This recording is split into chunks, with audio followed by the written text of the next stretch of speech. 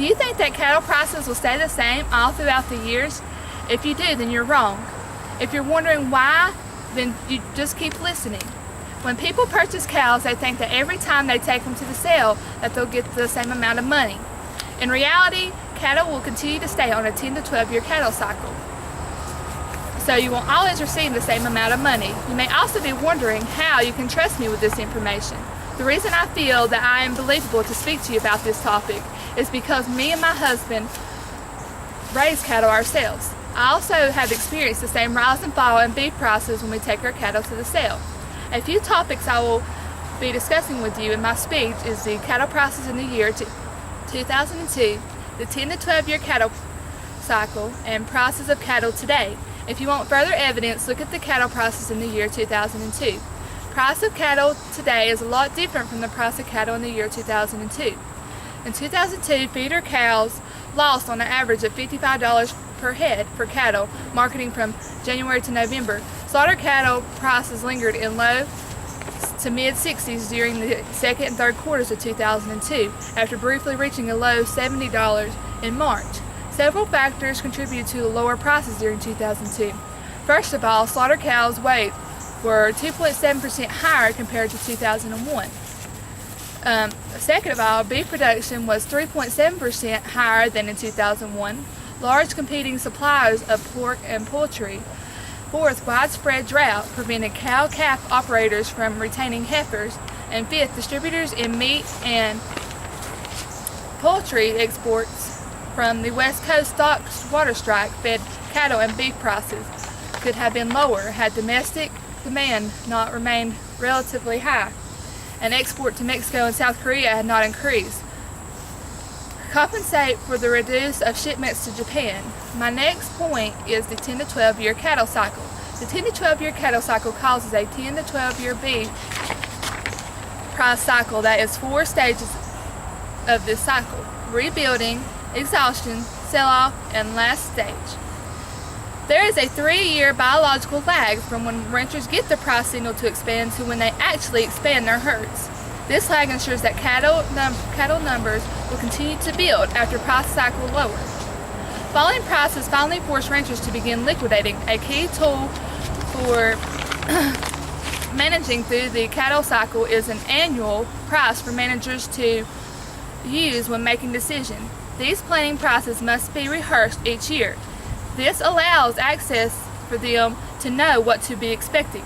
The Food and Agriculture Policy Research Institute, also known as FAPRI, annually publishes a long-run economic analysis to the total agricultural economy.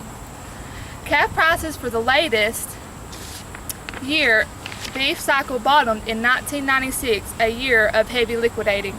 The calf prices rebounded in 1997, but fell again in 1998. Prices started back up in 1999 and continued up in 2000. Prices was projected to continue toward the cycle top, but in September 11th, the terrorist attack disseminated the high-value beef market as people stopped flying. Then, in 2002, drought in the western U.S. and Canada forced ranchers to cull heavily, driving cattle prices low even more. In 2003, 2004, and 2005, calf prices hit record highs, sending ranchers the price signal to expand. The feeder steer price pattern over the complete beef price cycle is similar to the price cycle pattern. For calves, feeder cattle prices peaked in 2005. Slaughter cattle prices also peaked in 2005. Therefore, the price of cattle today is more expensive than it was in 2002. Today, there are different prices for the weight and type of cattle. Prices of feeder steers with weight of 505 to 535 pounds are bringing $1.20 to $1.40 per pound. Slaughter cows with weight of 900 to 1380 pounds are bringing 71 cents to 80 cents per pound. Feeder heifers 500 pounds to 510 are bringing $1.14 to $1.20 per pound. Last feeder bulls with weight of 500 to 545 are bringing $1.19 to $1.29. The reason I only mention these weight ranges is because it is most popular to bring for the sale. When people buy these cows, They usually keep them and get them fatter to slaughter when they get older, except the slaughter cows that are heavier in weight. They usually take the slaughter cows right to get processed for beef. The best cattle that brings the most money are Black Angus. The reason for this is because the main beef consumers want Angus, because that's what more restaurants are asking for. In conclusion, prices of cattle in 2002 were much lower than prices of cattle today. There is a 10 to 12 year cattle cycle that determines the price of cattle each year.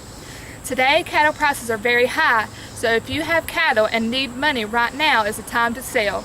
Cattle prices are always going to continue to fluctuate throughout the years to come. My advice to you is if you want to buy cattle and you want to make money, better go black because that's where the money's at.